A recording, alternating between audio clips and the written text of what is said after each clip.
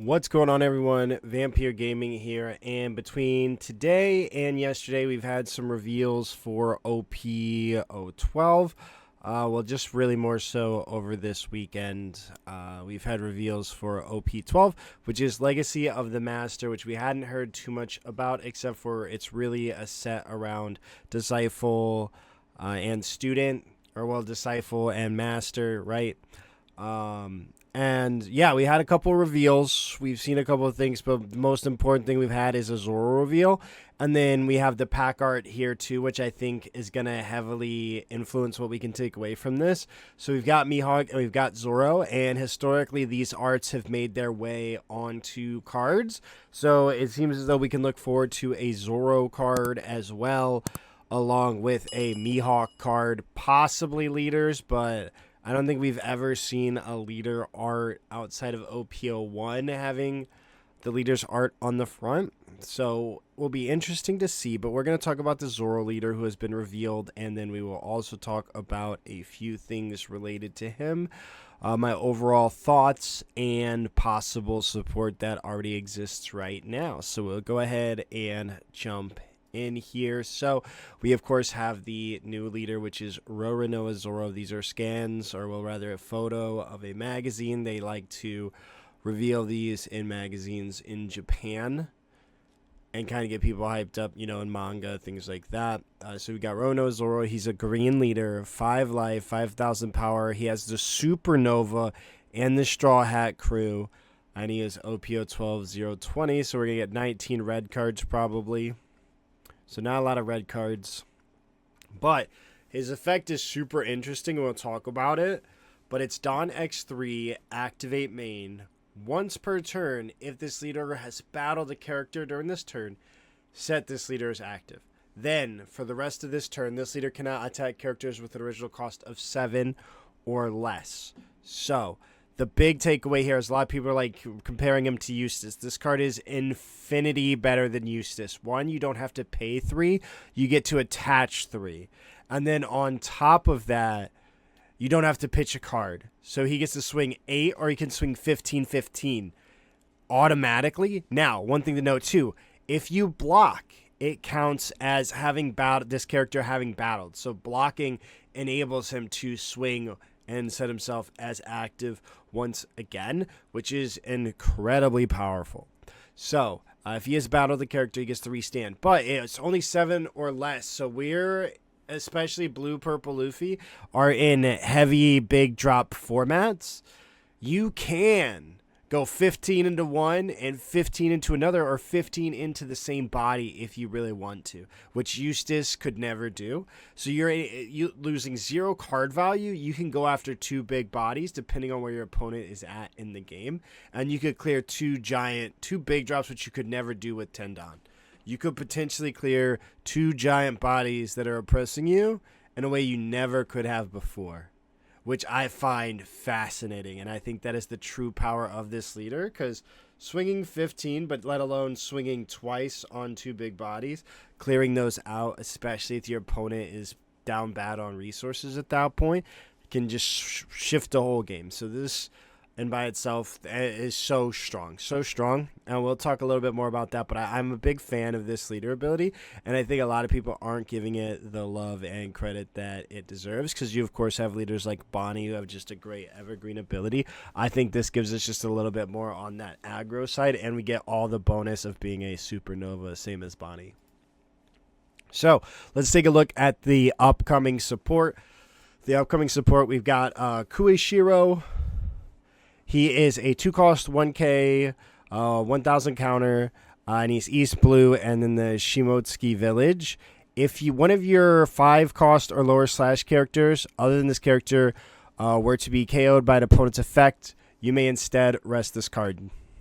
So he's like a Tashigi. He's another Tashigi, but it's for 5 or lower, but you know who's 5 and below? Smoker. And we'll talk about that. But he's also a blocker.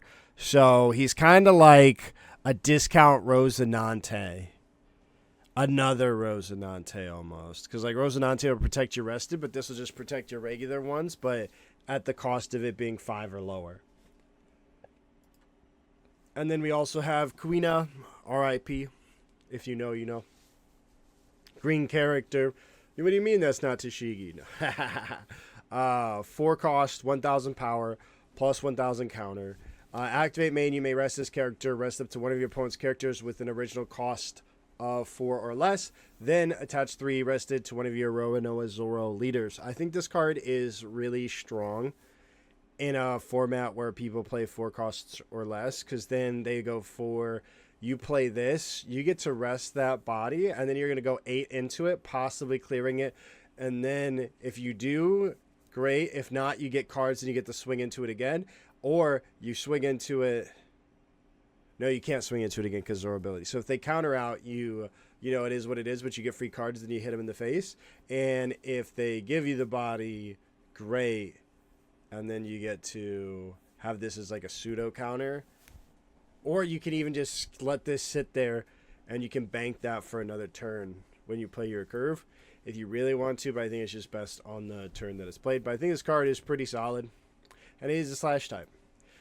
And then just revealed today, we have Perona. You know, Perona. This card is it's the first time we see, second time actually, we see a super rare in the Newgate deck. And then we see a searcher once again here as a super rare. It seems the next card that they're power creeping is going to be, like we saw the 1 cost events be power crept, and now we're seeing the searchers be power crept. They're creating stronger versions of searchers. This one is on play if your leader has the slash attribute. Look at the top 5 cards of your deck and reveal 1 slash attribute card. Also, pause. You can't play this in Perona, by the way, because she doesn't have a sword. Unpause. Or up to 1 green event card. So you can search green event or attribute. So it searches 2 different things, slash attribute or green event. Then place the rest of the bottom of your deck in any order. I think this is an incredibly powerful searcher, and I think that they know that. It's like a mouse tool, and we'll talk about that because we're going to talk about existing support here. But overall, let's talk initial thoughts. So we've got the leader, and we've got 3 cards. We know that there's going to be Mihawk in some form. It might be, it might be the leader. There's the possibility of that. We've had Rayleigh. We've had Zoro. And we know that Sanji is going to be purple. And we've got Kuzan. So we know Sanji's going to be a leader just because one of the cards. And we've got Kuzan. So there's room for 2 more possibilities. Zeph and Mihawk possibility. Luffy, like any of these. There's mention of Sanji and Zeph, but I don't see anything saying that they're leaders. If you know what exactly says that they're leaders, let me know in the comments below. But I think the Zoro leader is set up to be very strong. A lot of the green package. Green has very fair cards, but it has really good cards too. They're just like, it's very hard to find these. And Zoro kind of has like the, we've got our mouse tool that searches a lot of very powerful cards all within one. And I think that's going to be the big definer here. And I'm sure we're going to get a big drop Mihawk. We've seen one of the super rares probably get 2. 3 I think is unheard of. But so we probably see a big drop Mihawk. Which, if I had to make the prediction, I would predict him to be a 10 because he's stronger than Zoro, and Zoro has the 9 drop as his boss monster. So it'll be really interesting to see, but there are 9 drop Mihawks, so it's quite possible that they keep him at that 9 so he can play Searcher, find him, and play him. Now, I think the leader's good. I think, it's something to definitely keep your eyes on. Let's talk existing support. So possible support right out the gate, we have a searcher for slash, and we have things that benefit from supernovas. So we've got Cavendish now being a searchable 5/6. This is arguably the best 5-drop ever because you can use this to get 2 Dawn active, and that 2 Dawn active can go towards your leader. So playing into the curve or even just leveraging the heck out of that leader ability to double swing and clear board, I think Cavendish can dedicate and help that cause a lot. Then, of course, we have Smoker being a banish, searchable 5/7. And you continually get 1 Dawn as active. Doesn't mesh well with Cavendish, but independently, both of these cards are incredibly powerful. 5/7 banish. Banish hits like a brick train. People want to get this out of there. 7 just a little bit harder for red to remove. So really like Smoker. It could be like 4-2 kind of ratio there. It'll be really interesting to see, but I think both of these can have their own place there, depending on if you want like aggro, if you need this extra Dawn. And then, of course, there's this Zoro. So your Zoro can attack again, and then, well, you know, this Zoro can attack again. So you could commit 7 to your leader and go 12-12 at bodies, then swing 9-9-9 with this body. So you go like, or you go like 10-11-11, or 10-10-10-11-11 into bodies and just completely clear board. Or just do a bunch of swings, swing one at a body, and then swing a bunch at the face. I think that this card has the potential. Plus, again, it's searchable. So a lot of eyes on this right now, I think, too, just at Zoro. And then we've got, again, you know, we mentioned the Supernova type, so we get all the benefits of that. And guess what? He's also Slash. So we've got Basil Hawkins.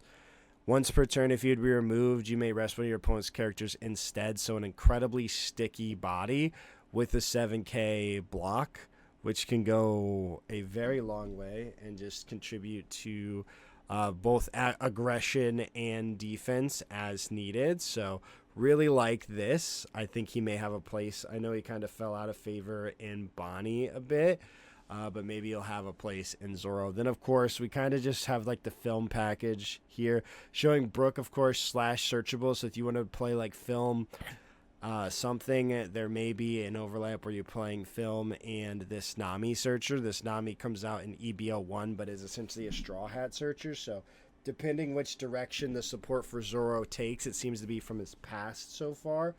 TBD if we get any from his present. But if we do, it could be very well that this Nami is played because you have that Nami searcher. But if not, you know, it seems that there's a lot of focus on Slash. We may just be wanting that Perona. But we have 2 searcher options. Brook, of course, being searchable. Maybe even playing like a light film engine, anything like that. And then, so just kind of like some of the better just screen cards. We have Carrot. Carrot, of course, being able to freeze bodies is huge. And continually being able to recur a freeze up to a 7 cost can be just, you know, it takes a lot of pressure off of you. And then you also have like Bonnie. I think the 5-6 Bonnie is the same as well. But this one, of course, you know, it doesn't have to, it's not a brick, so it's not as bad as the other one. But one of your opponent's rested characters will not become active, and you get one Dawn as active. So you can search events. You know, there could be something that you want. A lot of colors have been getting events, to my knowledge. Like the 1-cost events, green has not gotten theirs yet. So that could be something to kind of keep your eyes on. This is EB02 Bonnie. We are still about a month out of her. And then kind of we're going to talk about some events. So of course, you can search events with Perona. So if we are playing Perona, there is the incentive to play events. This is kind of a green event that has been getting popular. Allows you to rest a blocker for essentially free. Up to one of your leaders or characters gains plus 3,000 power during this turn. So it's more than it costs. So it's like Houndblaze. Then you may rest one of your characters with a cost of 3 or more. If you do rest up to one of your opponent's characters with a cost of 5 or less, which covers almost any blocker currently out right now. So this card has a lot of potential, and you know, it is a Zoro card. It is Supernova, so you're playing Supernova, and it is Straw Hat, so if you're playing those, it is also searchable in those instances.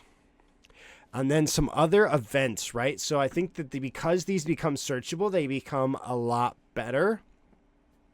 So you have Electric Luna, which is like your key to victory against decks like Green Purple Luffy or Doflamingo, Bello Betty, anything that plays low to the ground. You can freeze everything 7 cost or less. Zoro, anything like that, and they're just freezed out of the game. And so now these become searchable. Same thing here. So the leader ability allows you to attack and battle characters, then get rewarded for it. Straw Sword is a 2 cost that rests any character. So you could rest anything and swing 13 twice into it. No other deck can do that. So I think Straw Hat Sword might be one of those underrated, under the radar techs right now. So if you think you might play Zoro, I don't know what these are at because it is Structured Echo 2 and a couple cards have become expensive, but this is a possibility. Same here with You Can Be My Samurai. So you get to play Perona and you can search an event. That's half your way to needing to use You Can Be My Samurai, and you can use this to kind of draw cards and generate value. So I think we could see the resurgence of this, maybe even like Wano Zoro, how fitting. But I think that this could be one of those cards as well. And yeah, let me know what you guys think. Are you excited for Zoro? And be sure to hit that subscribe button. I'll see you all in the next one.